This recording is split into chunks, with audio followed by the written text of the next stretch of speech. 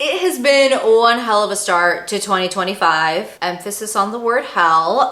Today I needed to do something that was a little chatty, simple, yet fun. So I figured today we could just do a new makeup releases video. Let's talk about all of the new announcements that have been made. Let's chat about the new products that have come out. Let's just have a fun little moment chatting about makeup because that's why we're here on this platform. It is my favorite way to distract myself, and that is definitely what we're gonna be doing here today. I'm gonna be pulling all of this information off of the Trend Mood Instagram page. That's my favorite page to go to for just like new beauty product announcements. So starting off, this is a really exciting launch. Touchland, which as we all know as the hand sanitizer brand, is actually about to release body sprays. And to me, this makes complete sense. Body sprays are so trendy right now. The fragrance community is just really trendy right now. Body sprays specifically are a terrific way to get into scent, especially for a new brand, because the price point tends to be a lot more approachable for people. Obviously, body sprays are not going to have the same longevity or the same lasting power as an actual perfume. However, it is a great way to maybe test a new scent family. Like if you're not sure if you would like a vanilla scent, grabbing a vanilla body spray and testing that out first is a more affordable way to test out a scent family that you may not be sure if you even like that much. There are 8 different scents that Trend Mood has confirmed, and to be honest, I think all of these seem really good. You've got Lush Tropical, Vanilla Velvet, that's definitely one that I have my eyes out on. Peachy Lychee also sounds really good. Cashmere Woods, Rich Pistachio, Golden Amber, Sparkling Bergamot, and Mango Mojo. This actually seems like a really good lineup. To me, this feels like a very well-rounded lineup. You've got a few kind of clean options in there. You've got a few gourmands with the pistachio and the vanilla, which as we know is very trendy right now. You've even got a few fruity ones like that Lush Tropical and the mango one. So I do think they have a good lineup of scents. I am very curious to try them. According to Trend Mood, these are gonna be $20, which to me is, again, a really approachable price point. I mean, even the Phlur body mists are like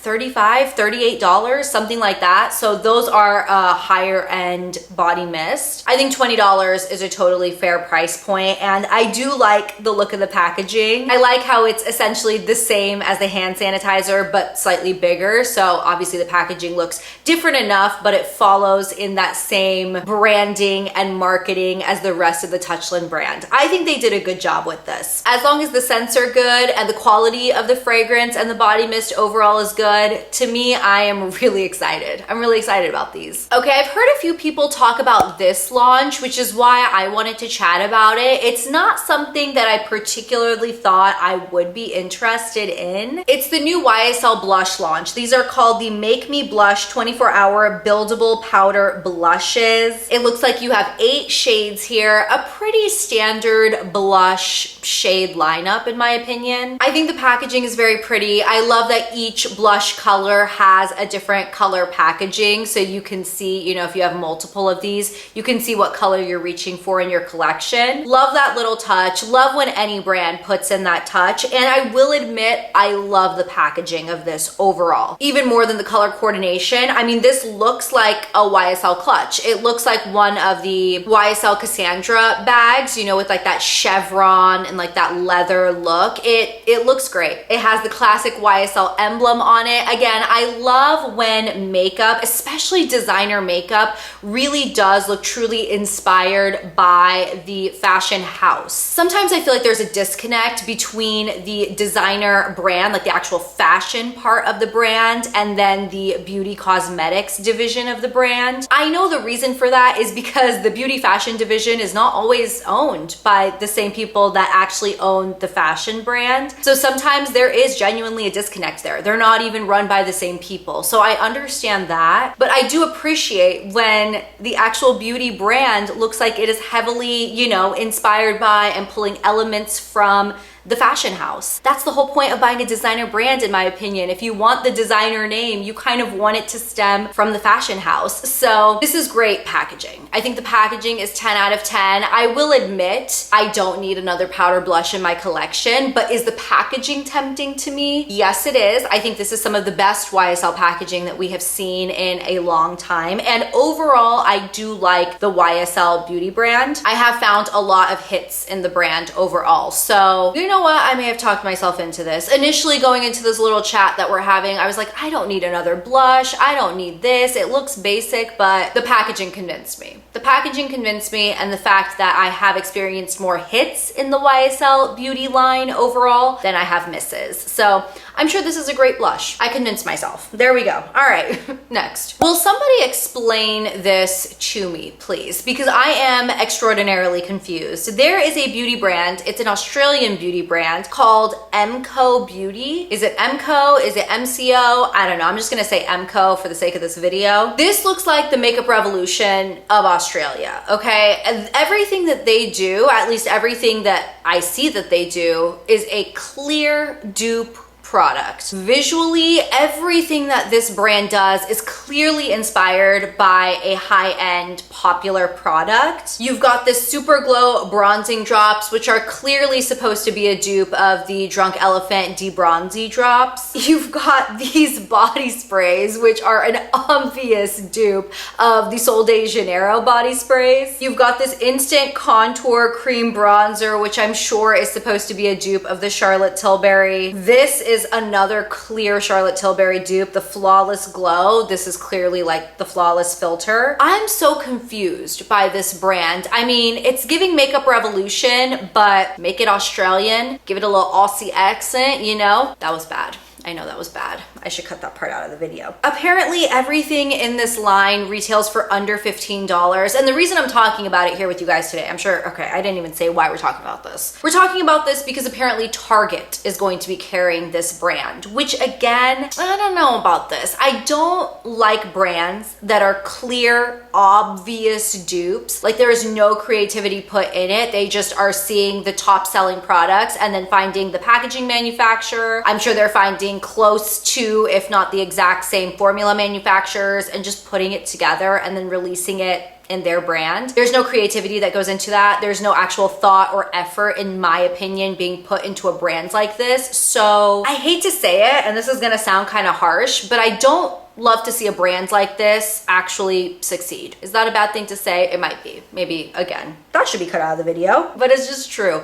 I don't like to see a very clear, blatant dupe brands like this succeed. Being in the beauty industry for so long, I do value something unique. I value something creative. I value something with an authentic, unique take and twist. I understand that, you know, a lot of brands are inspired by similar things. Brands are inspired by the trends that are happening right now. They may or may not be actually creating trends, but they are inspired by other products that are succeeding on the market. Bronzing drops in general is the perfect example. You know, like the Drunk Elephant debronzy drops got really popular, and then all of a sudden we see bronzing drops from every single brand. This is not new. We've seen this before, but at least the other brands are doing their own little twist, their own little take. They're taking the idea and the trend and twisting it to work with their own authentic brand ethos. But this MCoBeauty brand just doesn't have its own brand. It's just taking other products and duping them. And I just don't find any excitement or value in something like that. So I guess my point in saying all of this is I'm curious to know your opinion on a brand like this. Is this something that you're excited about? Is this something that you would actually want to try? Have you tried this brand before? What do you think of the quality? I mean, I don't know, maybe I'm the outlier here. Maybe everybody else is excited about this and I'm the only one being like, do we need another dupe brand? Like, what's going on with this one? There's a new hair mask from the brand Gisou. This is the Honey Gloss Ceramide Therapy Hydrating Hair Mask. Gisou is such a popular brand. I am so shocked by how well they have actually catered their brand. A lot of their hair care, if not all of their hair care, is essentially rooted in honey. A lot of their products are honey infused. And so this is honestly, this is very cute packaging. Starting from the outside looking in. I mean, the outside of this packaging is adorable. It looks like a beehive, so cute. Even this branding shot with like the dripping honeycomb, it looks very enticing. I think this is a great product shot, honestly. It says this is a hair therapy mask for intense hydration, strength, and glossy shine without weighing hair down. I'll be honest, I'm not so interested in trying this product, and the only reason why is because I have tried a lot of Gisou hair products before, and I honestly haven't been excited about any of the products that I've tried. I find all of them kind of average. I don't think any of them are super special. Everything that I've tried in the past, I feel like could be improved for my personal hair preferences. So because of that, as much as I do love a deep conditioning mask, I mean, I love a good deep conditioner on this hair,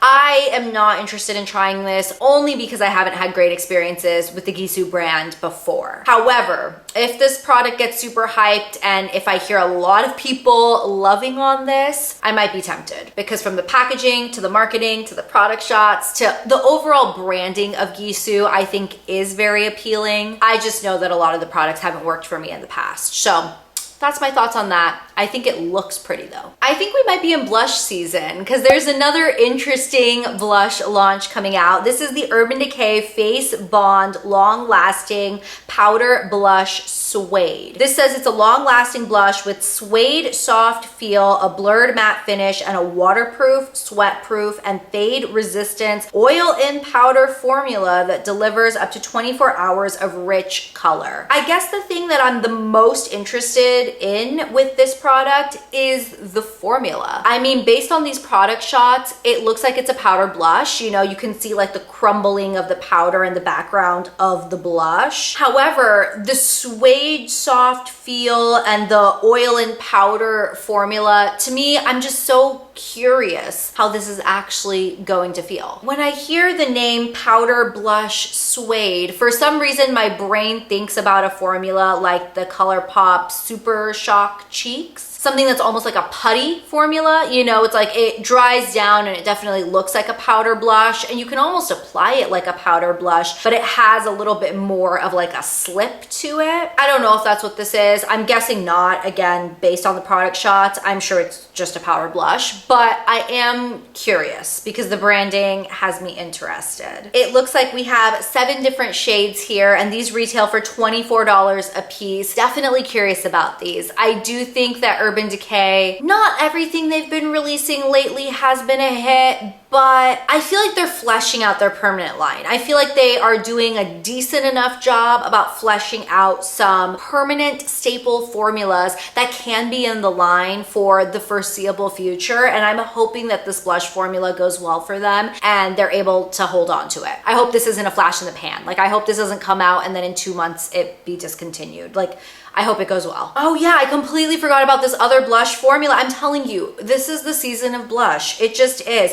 Patrick Ta is releasing 4 more shades of his Major Dimensions Double Take Cream and Powder Blush Duos. This is one of my favorite blushes of all time. Like, favorite blush formulas, both the powder and the cream are just impeccable. You can layer them, you can wear one or the other. I love these. These retail for $38 a piece. It looks like there are 3 more neutral leaning shades, you know, I guess more muted shades. And then there's one that is a bright red. I'm glad he's releasing a bright red. Like, I do think that's something that his line was kind of missing. And I like the more neutral tones as well. At the end of the day, those are the shades that I tend to reach for, more of a neutral or like a mauvey or like a slightly warm or cool toned, but kind of rooted in a true skin tone color blush. You've got She Knows Who She Is, Seductive, She Left Me on Red, and She Goes to the Gym. All right, well, you know, those are the names of the new blushes, and I definitely want to swatch these. Likely I'll be picking at least one of these up. There's a new foundation release and a new release from Hourglass, which I'm always excited when Hourglass releases a new formula,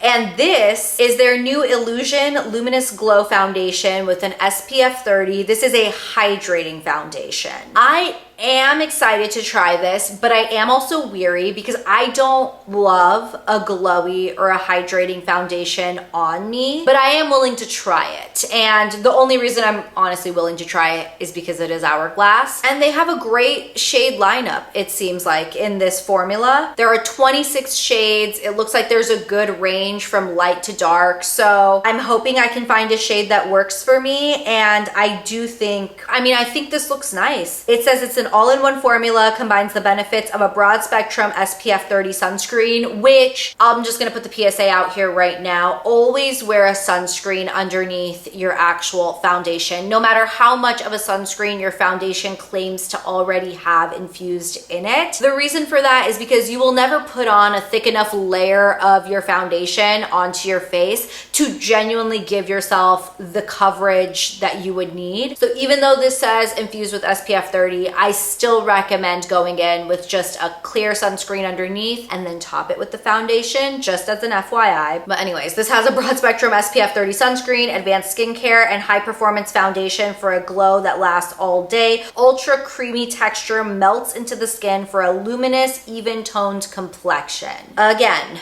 none of which I'm particularly looking for, so I don't know why I want to try this, but I do want to try this. I do. I don't know. I just think it looks pretty. It looks pretty on all the models that it's shown on, and I'm curious. I'm curious to know the texture. I hope it's not sticky or like physically tacky, because that's an absolute no-go for me, but I'm interested in this. Let me know if you guys are interested in this. I may try to get my hands on this for a review. We'll see. We'll see how that goes, but I am curious about this product. It's about damn time. Charlotte Tilbury is expanding her shades in the Hollywood Contour Wand. She only ever carried this product in 2 different shades, and that was in fair to medium and medium to deep. I don't know if we actually like comprehended that this product got so freaking popular and viral based on the 2 shades that she had in her line. Kind of crazy to me, and seemingly no one called her out for that. So it's about damn time that we are launching new shades. There are 5 new shades. You've got everything from fair, medium, tan, tan deep, and deep. Thank God for that.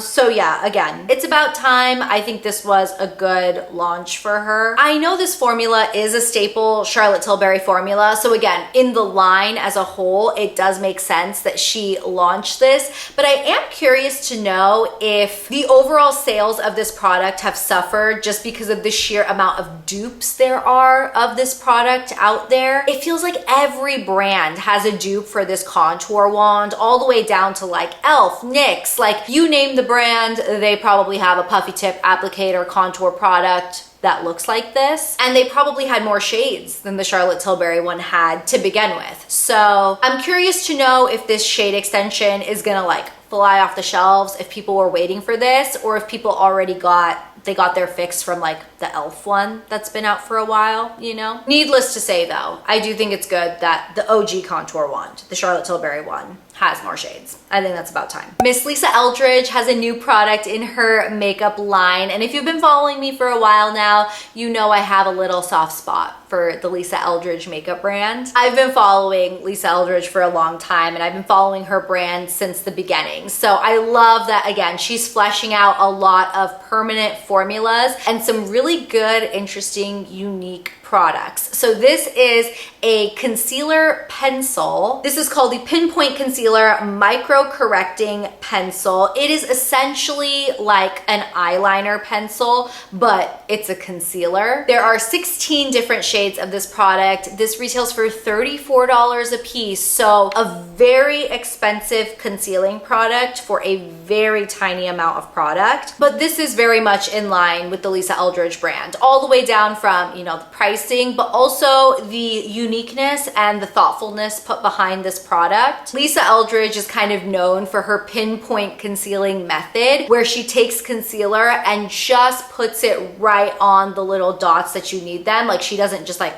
swipe concealer all over the place. Like, she's known for this very precise concealing to make your skin look like real skin. So again, this product makes complete sense in her line. It's very authentically Lisa Eldridge. And if you guys don't know who Lisa Eldridge is, she is a very popular celebrity makeup artist. She has worked on literally anybody you can think of in Hollywood. She's done plenty of fashion magazine covers and photo shoots, and like, she's just really, really well known in the industry. This formula claims to be a creamy gel formula that glides on effortlessly and blends seamlessly to the skin with a soft, focused, matte, and skin-like finish. So I am interested in trying this. I don't think I need this right now. Like, I have some concealers that I'm still using and using up, but I am curious about this formula. I will be honest. I feel like we have to talk about the Colourpop and New Moon collaboration. If you guys didn't know, Colourpop, I think they collaborated with Twilight last year, was it? And now they're doing a collaboration with the second movie, which is New Moon. They have an eyeshadow palette. You've got 3 multi-chrome eyeshadow sticks, which look really pretty. You've got 2 of their Super Shock eyeshadows, and then you've got 2 lip kits in this collection. And honestly, I like the color scheme of the New Moon collection more than I liked the original Twilight collection. The original Twilight collection was more like blue based. It was rooted in a very cool blue color scheme, which made sense again for the movie. And this New Moon color scheme makes sense for the New Moon movie as well. If I'm being completely honest, I have not seen, I think I've seen Twilight and New Moon, but I haven't seen the other 3 movies. I read all the books though. I read all the books like as they were coming out. So I definitely know the tea, like I know the drama. I was there, you know, during the beginning. I know what's going on. I will say I love the cult following that these movies have. I love that, you know, unanimously people can agree that these movies are not great, but unanimously people can agree that despite how not great the movies are,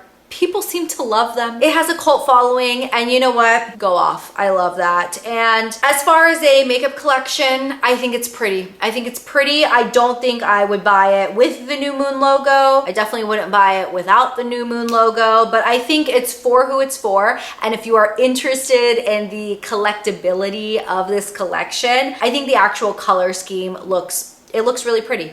Okay, I feel like I have to talk about these real quick. This is the Summer Fridays Dream Lip Oil Shade Extension. I did not see this coming, okay? I was ragging on this formula literally 2 days before this shade extension was announced. I was literally talking to a friend about how this was such a fail of a formula from Summer Fridays and that they shouldn't have released a formula that was so similar to their cult classic lip butter balm formula, because it was almost like they were competing with themselves. You know, it's like you already have the lip butter balm, which is such a great hydrating, balmy, shiny, glossy formula. And as much as lip oils are trendy, like they are trendy, they especially were very trendy when these originally launched, I just feel like Summer Fridays didn't need to compete with themselves. Like they already had a superior formula in the line. It didn't really make sense for them to come out with the lip oils to begin with. And I just feel like, again, they were a flash in the pan. Like everybody was talking about them when they first came out just because of how trendy Summer Fridays is. But as far as I heard, most people didn't like them. And I tried this formula too, and I didn't like it. I think I might have actually been allergic to an ingredient in this formula, because I remember when I put any of the shades that I bought on my lips, they were making my lips kind of go numb, and not like plumping numb, you know, almost like numb, like something is off. Something's off with this formula. It just wasn't working with me. So I don't have these in my collection anymore, nor did I think that this formula did well enough for them to release more shades. I feel like Summer Fridays would be better off putting their effort into another product altogether. Like potentially move away from lips altogether. Like let's do something completely different, still in the skincare makeup hybrid section collection, you know, kind of like their lip butter balms where they have a tint, they have a gloss, but they're still technically a lip balm skincare thing. Something else in that family, you know, come up with another product that is maybe rooted in skincare but has a makeup element to it. And releasing 4 more shades of this Dream Lip Oil wasn't on my bingo card. I did not expect this, but here we are, 4 more shades. If you happen to really like this formula, there's more shades for you.